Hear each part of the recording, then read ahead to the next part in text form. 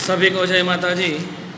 नामा के मूल तत्व कक्षा 12 भाग 1 में हमने कल सेक्शन ए और सेक्शन बी की कक्षा अध्ययन कर लिए थे, बराबर है। आज हम थोड़ा सेक्शन ए और क्वेश्चन नंबर 2 देखा था, क्वेश्चन नंबर 3 देख लिया था।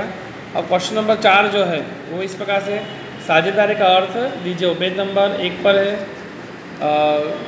साझेदारी के लक्षण बताइए, वो भी पेज नंबर 1 पर है। तीसरा, साझेदारी करार पत्र के अनुपस्थिति में हिसाबों को प्रभावित करने वाले भारतीय साझेदारी कानून 1932 के प्रावधान वो पेज नंबर 3 पर है। और लाभ हानि वितरण खाते के बारे में कहा है तो पेज नंबर 8 पर। वो इतना कर देना। मैं आज थोड़ा आपको अच्छे बोर्ड के सवाल थोड़े सिखा रहा हूँ, बराबर। ये थोड़े आपको याद कर देने कैसे हम आते हैं अच्छे, थोड़े मुझे लगे ऐसे अच्छे क्वेश्चन पर। चैप्टर 1 साझेदारी विषय प्रवेश, 4 मार्क्स का है, 1+3 मार्क्स का। इसमें देखते हैं साझेदारी जन्म के कारण बताइए। किसके कारण बताने हैं? साझेदारी जन्म के कारण। एक व्यक्ति क्या कारण साझेदारी जन्म लेती है? माने एक व्यक्ति के पास धंधा के लिए पर्याप्त मात्रा में वित्त हो, परंतु व्यापार के लिए कुशलता ना हो। माने किसी व्यक्ति के पास धंधा के लिए वित्त, पैसा बहुत सारा है, पर उसके पास दिमाग नहीं है, तो दोनों इकट्ठा होकर बिजनेस कर सकते हैं कि नहीं? माने साझेदारी का क्या होगा? जन्म। इसका उल्टा, किसी व्यक्ति के पास बहुत सारी कुशलता है पर उसके पास क्या ना हो? वित्त ना हो। माने कुशलता हो और वित्त ना हो, ऐसे दो व्यक्ति मिल जाए तो भी साझेदारी का जन्म होगा कि नहीं? माने जन्म के कारण दो हुए। पहला क्या होगा? वित्त है, कुशलता ना हो। इसका उल्टा, कुशलता हो, वित्त ना हो। और थर्ड, धंधा के जोखिमों को बंटवारा करना हो तब। क्या? धंधा के जोखिमों का बंटवारा करना हो तब। सेकेंड वीडियो, साझेदारी की परिभाषा दीजिए। तो भारतीय साझेदारी कानून 1932 की कलम 4 अनुसार परिभाषा दी है। साझेदारी यह ऐसे व्यक्तियों के बीच का संबंध है। साझेदारी यह ऐसे व्यक्तियों के बीच का संबंध है जो सभी के द्वारा या उनमें से किसी एक व्यक्ति द्वारा, जो सभी के द्वारा या उनमें से किसी एक व्यक्ति द्वारा चलाए जाने वाले धंधे का लाभ आपस में बांटने के लिए सहमत है। माने साझेदारी ऐसे व्यक्तियों के बीच का संबंध है, फर्स्ट लाइन। फिर उसमें क्या? तो सभी द्वारा या सभी में से कोई एक द्वारा, सेकेंड लाइन। साझेदारी ऐसे व्यक्तियों के बीच का संबंध है जो सभी के द्वारा या सभी में से किसी एक के द्वारा क्या करना है? चलाए जाने वाले धंधे का लाभ आपस में बांटने के लिए सहमत है। अथवा की दूसरी परिभाषा भी है, करार करने योग्य हो ऐसे। करार करने योग्य हो ऐसे माने 18 साल से ऊपर के व्यक्ति। करार करने योग्य हो ऐसे 2 या 2 से अधिक व्यक्ति। करार करने योग्य हो ऐसे 2 या 2 से अधिक व्यक्ति लाभ कमाने के उद्देश्य से। कौन से उद्देश्य से?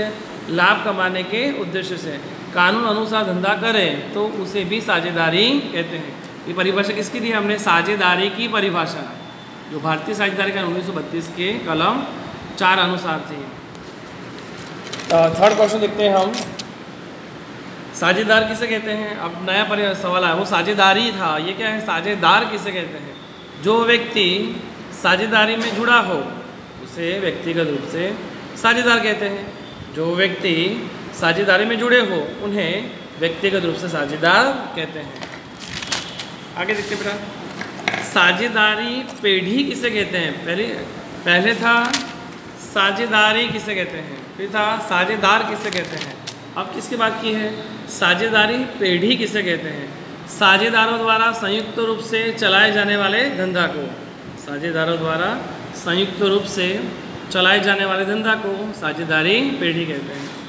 साझेदारी के लक्षण बताइए। किसके लक्षण बताने हैं? सवाल नंबर 5 में साझेदारी के लक्षण। साझेदारी कैसे अस्तित्व में आती है? करार से अस्तित्व में आती है। उसकी सेकंड है लाभ का, साझेदारी का उद्देश्य क्या होता है? लाभ का उद्देश्य है। वैधानिक धंधा माने कानूनन ही धंधा करते, गैर कानूनी धंधा नहीं करते। सदस्य संख्या हमने कल बताया था, कम से कम कितनी थी? 2। अधिक से अधिक कितनी आई थी? 50। अमर्यादित दायित्व, मन साझेदार को दायित्व कैसा होता है? अमर्यादित। और सभी साझेदार एक दूसरे के क्या होते हैं? एजेंट होते हैं, बराबर। नेक्स्ट, साझेदारी करार पत्र माने खत पत्र अर्थात क्या? तो साझेदारों के बीच लिखित करार को साझेदारी खत करार पत्र कहते हैं। साझेदारों के बीच जो लिखित करार होता है, क्या होता है? जो लिखित करार होता है उसे क्या कहते हैं? करार पत्र। साझेदारी करार पत्र साझेदारी पेढ़ी का क्या है? तो संचालकीय संविधान, जो हमने कल भी देखा था। साझेदारी करार पत्र क्यों बनाया जाता है? तो साझेदारों के बीच भविष्य में कोई मतभेद उपस्थित ना हो, इससे साझेदारी करारपत्र बनाया जाता है। साझेदारी कैसे अस्तित्व में आती है, कैसे अस्तित्व में आती है, तो ये विकल्प में आते हैं 1 मार्क्स में सवाल। साझेदारी कैसे अस्तित्व में आती है, तो करार से। साझेदारी पेढ़ी का मुख्य उद्देश्य क्या होता है, अभी हमने देखा लाभ कमाने का, यहाँ से देखा लक्षण में, उसका कैसे अस्तित्व में आएगी, करार से। उसका उद्देश्य क्या था, लाभ का उद्देश्य, वही लिखा है यहाँ पे। आगे साझेदारी पेढ़ी का दायित्व कैसा होता है, तो साझेदारी पेढ़ी का दायित्व अभी हमने जस्ट लक्षण में देखा, लक्षण में था। आगे उसका दायित्व कैसा होता है, अमर्यादित। पर ये विकल्प अलग अलग आते से हमने सवाल बनाए। साझेदारी पेढ़ी का दायित्व अमर्यादित होता है। सभी साझेदार एक दूसरे के क्या कहलाते हैं, तो सभी साझेदार एक दूसरे के एजेंट या प्रतिनिधि कहलाते हैं। क्या कहलाते हैं, प्रतिनिधि। ये क्वेश्चन 12 देखा हमने। क्वेश्चन 13 लिखा है साझेदारी पेढ़ी 1932 के प्रावधान बताइए। साझेदारी पेढ़ी 1932 के जो कानून के प्रावधान है वो देखते हैं, जो हमें आंसर में लिखा है पेज नंबर 3 पर। तो हम किताब के अंदर आते हैं पेज नंबर 3 में। पेज नंबर 3 के अंदर यहाँ लिखा हुआ है कि भारतीय साझेदारी कानून 1932 के प्रावधान, उसके अंदर पहले हम शॉर्टकट देखते हैं कि प्रत्येक साझेदारों को पूंजी लाना अनिवार्य नहीं है, माने सभी को पूंजी लाना अनिवार्य नहीं है। ये कानून प्रावधान कब लागू होता है, जब कोई साझेदारी करार पत्र नहीं बनाते हैं, तब ये कानून के प्रावधान लागू होते हैं। कानून क्या कहता है कि साझेदारों को पूंजी पर ब्याज नहीं दिया जाएगा। अगर उन्होंने करार पत्र में कहा है तो ब्याज देते हैं, करार पत्र नहीं बनाया है तो कानून कहता है कि पूंजी पर ब्याज नहीं दिया जाएगा। साझेदारों के बीच लाभ हानि वितरण का समान भाग में होगा, माने लाभ हानि होगी, तो हमने क्वेश्चंस में भी अध्ययन किया था कि जो भी लाभ हानि हो कौन से भाग में बांटेंगे हम, समान भाग में। साझेदारों द्वारा पेढ़ी में किए गए आहरण पर ब्याज वसूल नहीं किया जाएगा, माने पूंजी पर ब्याज नहीं देना है, आहरण पर ब्याज वसूल नहीं करना है, लाभ हानि को समान भाग में बांटना है, बराबर है। आगे साझेदार को वेतन, बोनस, कमीशन या पारिश्रमिक नहीं दिया जाएगा। यदि ऐसा कहा है तो साझेदारों को वेतन, बोनस, कमीशन या पारिश्रमिक नहीं दिया जाता है।